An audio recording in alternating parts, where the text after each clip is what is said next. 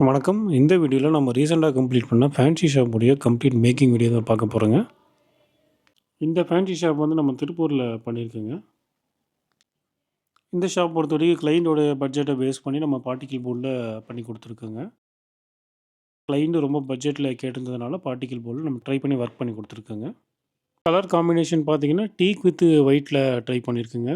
நம்ம பார்ட்டிக்கிள் போர்ட்ல ரேக் பண்ணாலும், அதில வந்து நம்ம சேம் திக்னஸ் வந்து யூஸ் பண்ணியிருக்கோங்க.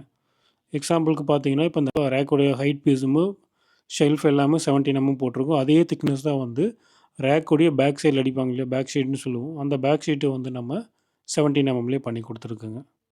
இதே ப்ராசஸ் வந்து நீங்க வெளியில விசாரிக்கும்போது, பேக் சைட்ல வந்து 8 ஷீட் தான் வந்து யூஸ் பண்ணுவாங்க. நம்ம தான் வந்து கிளையன்ட்டுக்கு இன்னும் கொஞ்சம் நம்ம பேக் சைட்ல 17 அடிக்கிறனால, பாக்ஸோடைய ஸ்ட்ரென்த் வந்து இன்க்ரீஸ் ஆகும் அப்படிங்கிறனால, வெயிட் ஹோல்டிங் வந்து சேஞ்சஸ் ஆகும் அப்படிங்கிறனால வந்து நம்ம 17 போர்டு வந்து யூஸ் பண்ணி பண்ணி குடுத்துருக்கோம்.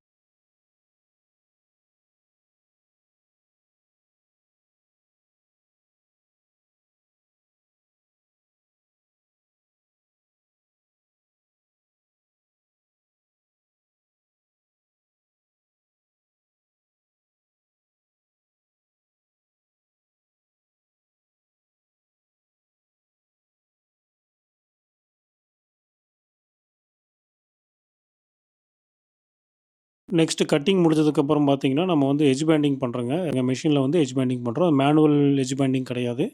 கம்ப்ளீட்டா மெஷின்லயே எட்ஜ் பேண்டிங் மெஷின்ல எட்ஜ் பேண்ட் பண்றோங்க.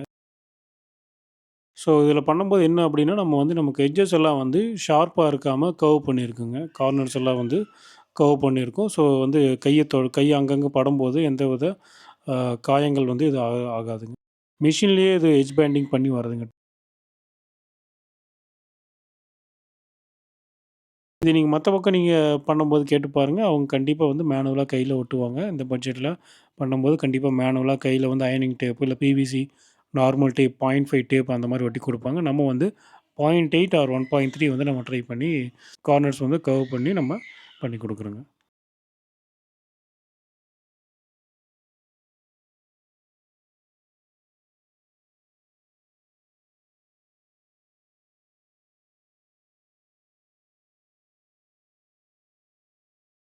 நம்ம கட் பண்ண பேனல்ஸும் எட்ஜ் பேண்டிங் பண்ண பேனல்ஸ் எல்லாமே நம்ம வந்து அசெம்பிள் பண்ண போறோம். அதோட வீடியோ தான் இப்ப பார்க்க போறீங்க.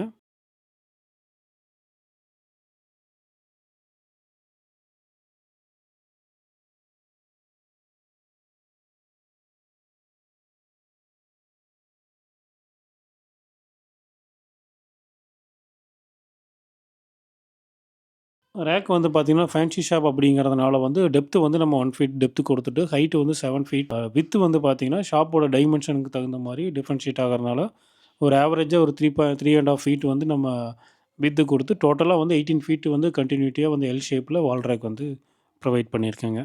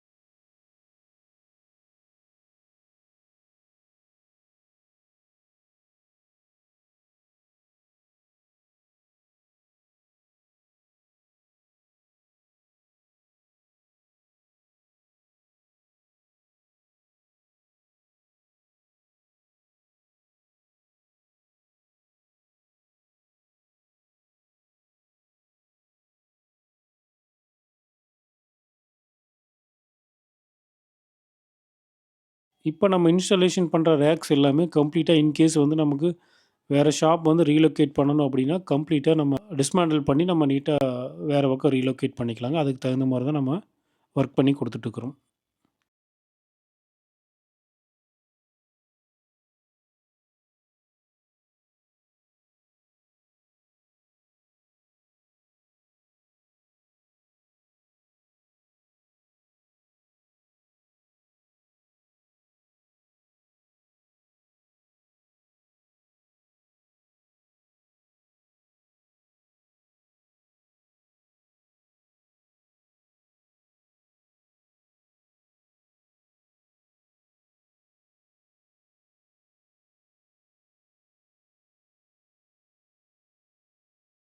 ரேக்கோடைய ஷெல்ஃப் எல்லாமே கம்ப்ளீட்டா வந்து பார்த்தீங்கன்னா, ரிமூவபிளா தான் நம்ம ரெகுலரா பண்ணி குடுத்துட்டுருக்குறோம். இங்கேயும் அதே மாரி தான் பண்ணியிருக்குங்க.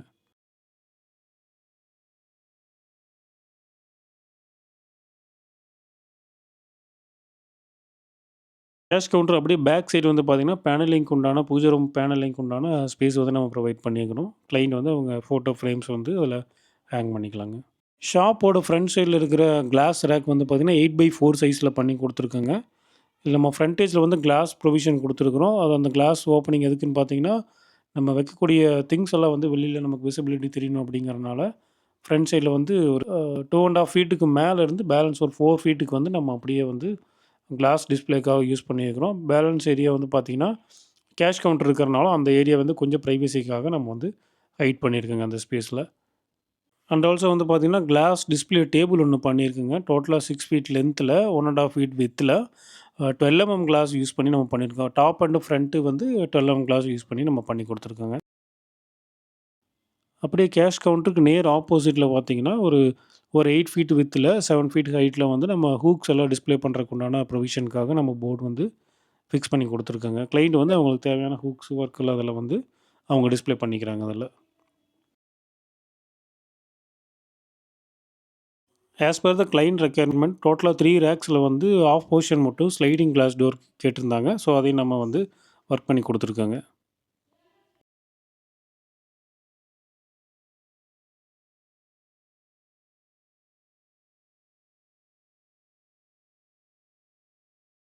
கேஷ் கவுண்டர் அப்படியே நியர்பையா பண்ணி குடுத்துருக்குங்க. ஒரு மினிமலா ஒரு 3 ஃபீட் விட்த்ல கஸ்டமர் வந்து அவங்க பட்ஜெட்ல கேட்டிருந்தனால 1 ட்ராயரு, 1 டோரு, 1 கீபோர்ட் நம்ம ப்ரொவைட் பண்ணி குடுத்துருக்கோங்க. ஷாப்போட சைஸ்ல வந்து பார்த்தீங்கன்னா 21/11ங்க. ஸோ, அந்த 21/11 அப்படிங்கிறதுனால வந்துட்டு ஷாப்போட இன்னர்லேருந்து 5 ஃபீட் வந்து நம்ம ஸ்டாக் பர்ப்பஸ்க்காக ஸ்டாக் ரூம் மெயின்டனன்ஸ்க்காக அவங்க கேட்டிருந்தாங்க. ஸோ, அந்த 5 ஃபீட் வந்து ஹைட் பண்ணிட்டு பேலன்ஸ் ஏரியா வந்து ஷாப்புக்காக அப்படி நம்ம யூஸ் பண்ற மாரி ஒர்க் பண்ணி குடுத்துருக்கோங்க.